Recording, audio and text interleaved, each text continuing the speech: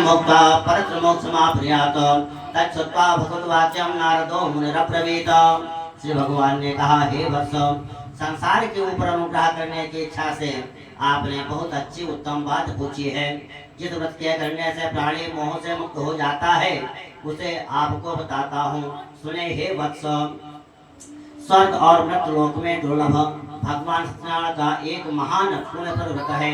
आपके स्नेह के कारण इस समय मैं उसे कह रहा हूँ। अच्छी प्रकार विधि विधान से भगवान सत्यनारायण का व्रत करके मनुष्य शीघ्र ही सुख प्राप्त कर परलोक में मोक्ष प्राप्त कर सकता है।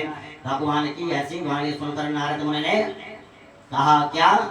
नारद उवाच, किं फलं किं विधानं च कृतं केनैव तद्व्रतं तत्सर्वं विस्तरात् ब्रूहि कदा कार्यं व्रतं प्रभो। नारद जी बोले, प्रभो, इस व्रत को करने का फल क्या है, इसका विधान क्या है, इस व्रत को किसने किया और कब इसे करना चाहिए, ये सब विस्तार पूर्वक बतलाइए। श्री भगवान कहते हैं, दुख शोकादि शमनम धन धान्य प्रवर्धनम सौभाग्य संततिकरम सर्वत्र विजयप्रदम यस्मिन् कस्मिन् दिने मर्त्यो भक्ति श्रद्धा समन्वितः सत्यनारायणं देवं यजेच्चैव निशामुखे ब्राह्मणेन बान्धवैश्चैव सहितो धर्मतत्परः नैवेद्यं भजितो दद्यात् सपादं भक्ष्यमुत्तमं रम्भाफलं घृतं क्षीरं गोधूमसुचूर्णकम् अभावे शालिचूर्णं वा शर्करा वा गुड़ तथा सपादं सर्वभक्ष्याणि चैत्यकृत्य निवेदयेत्। श्री भगवान ने कहा, ये व्रत दुख शोक आदि का शमन करने वाला, धन धान की वृद्धि करने वाला, सौभाग्य और संतान देने वाला तथा सर्वत्र विजय प्रदान करने वाला है। जिस किसी भी दिन भक्ति और श्रद्धा से समन्वित होकर मनुष्य ब्राह्मणों और बंधु बांधवों के साथ धर्म में तत्पर होकर सायंकाल भगवान सत्यनारायण की पूजा करे, नैवेद्य के रूप में उत्तम कोटि के भोजनीय पदार्थ को सवाया मात्रा में भक्त पूर्वक अर्पित करना चाहिए। केले का फल, घी, दूध, गेहूं का चूर्ण अथवा गेहूं के चूर्ण के अभाव में साठी चावल का चूर्ण, शक्कर या गुड़, ये सब भक्त सामग्री सवाया मात्रा में एकत्र कर निवेदित करनी चाहिए। विप्राय दक्षिणां दत्यात् कथां श्रुत्वा जनैः सह ततश्च बन्धुभिः सार्धं विप्रां च प्रतिभोजयेत् प्रसादं भक्षेत् भक्त्या नृत्यगीतादिकं चरेत् तथा च स्वगृहं गच्छेत् सत्यनारायणं स्मरन्। एवं कृते मनुष्याणां वाञ्छा सिद्धिर्भवेत् ध्रुवं विशेषतः कलियुगे लघुपायो अस्ति भूतले। बंधु बांधवों के साथ सत्यनारायण भगवान की कथा सुनकर ब्राह्मण को दक्षिणा देनी चाहिए। तदनंतर बंधु बांधवों के साथ ब्राह्मणों को भोजन कराना चाहिए। भक्ति पूर्वक प्रसाद ग्रहण करके नृत्य गीत आदि का आयोजन करना चाहिए। तदनंतर भगवान सत्यनारायण का स्मरण करते हुए अपने घर जाना चाहिए। ऐसा करने से मनुष्यों की अभिलाषा अवश्य ही पूर्ण होती है। विशेष रूप से कलयुग में पृथ्वी लोक में यह सबसे छोटा सा उपाय है। बोलो सत्यनारायण भगवान की जय।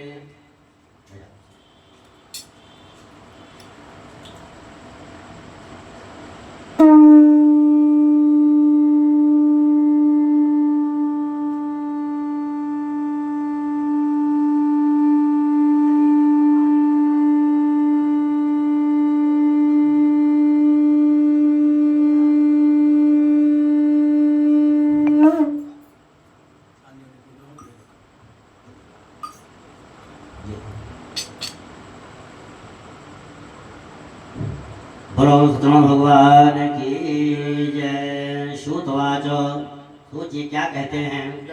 अथान्य संप्रवक्ष्यामि कृतमेन पुरा द्विजा कश्चित् काशे पुरे रम्ये राचित् विप्रोति निर्धनः श्रोत्रभ्यां व्याकुलो भूत्वा नित्यं बभ्राम भूतले दुग्धं ब्राह्मणं दृष्ट्वा भगवान् ब्राह्मण प्रियः व्रत ब्राह्मण रूपस्त्वं प्रपृच्छ दुर्मातरात् किमर्थं भ्रमसे विप्र महीम नित्यं सुदुःखितः तत्सर्वं श्रोतुमिच्छामि कथ्यतां द्विजसत्तम।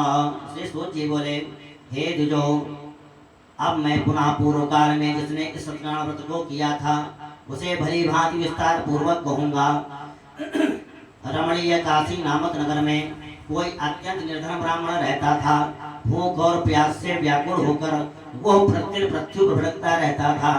ब्राह्मण प्रिय भगवान ने उस दुखी ब्राह्मण को देखकर वृद्ध ब्राह्मण का रूप धारण करके उस तुझ से आदर पूर्वक पूछा, हे विप्र, हे ब्राह्मण देव, प्रतिदिन अत्यंत दुखी होकर तुम किस लिए पृथ्वी पर भ्रमण करते रहते हो?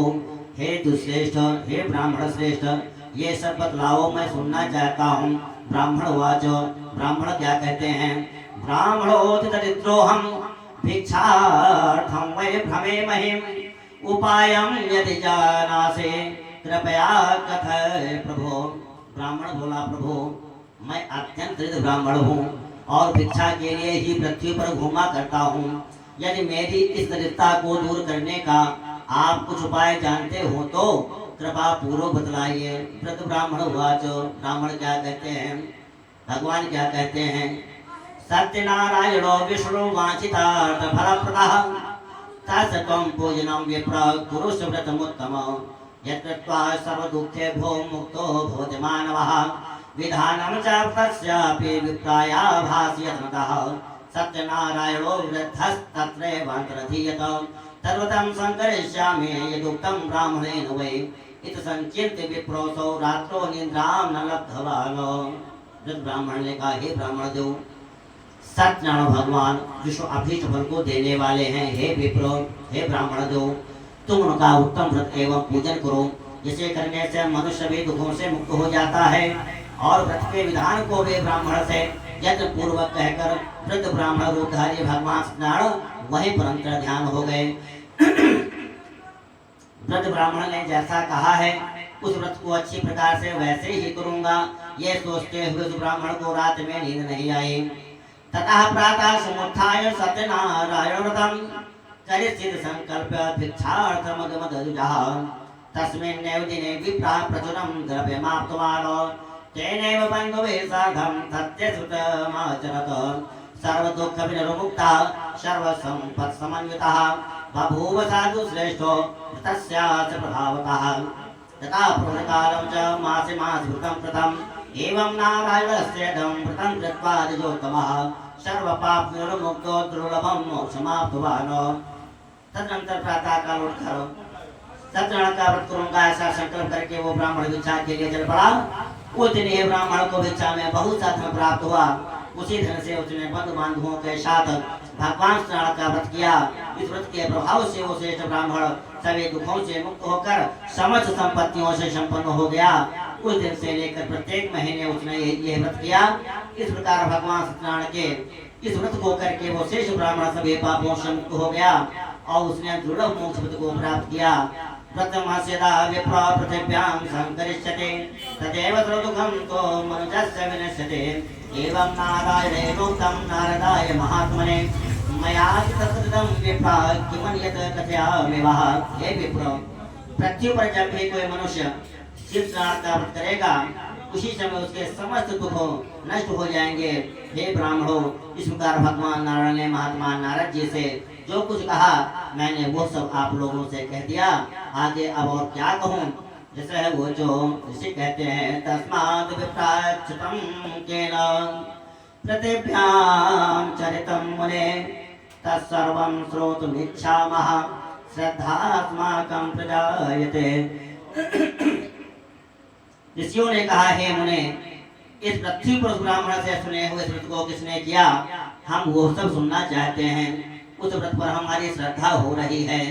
सूत वासुदेव जी कहते हैं श्रद्धं मुनयः सर्वे व्रतं येन कृतं भवे एकदा जातुजवरो यथा विभो विस्तरे बन्धुभिः सुजनैः सार्धं व्रतं कर्तुं समुद्यतः एतस्मिन्नन्तरे काले काशक्लेताः समागमत बहिः कायचं संस्थाप्य विप्रस्य रामायो चष्णया पीडितात्मा च दृष्ट्वा विप्रं कृतं व्रतं प्रणपत्यजुजं प्राह किमदं क्रियते त्वया प्रत्येकं फलमाप्नोते विस्तारात् वद मे प्रभो। शिशु जी बोले, मुनियो, पृथ्वी पर इसने यह व्रत किया उसे आप लोग सुने। एक बार वो दुश्रेष्ठ अपने धन संपत्ति के अनुसार बंधु बांधवों तथा परिवारी जनों के साथ व्रत करने के लिए उद्यत हुआ। इसी बीच एक लकड़हारा वहां आया और लकड़ी बाहर रखकर उस ब्राह्मण के घर गया। प्यास से व्याकुल वो उस ब्राह्मण को व्रत करता हुआ देख प्रणाम करके उससे बोला, प्रभु आप ये क्या कर रहे हैं, इसके करने से किस फल की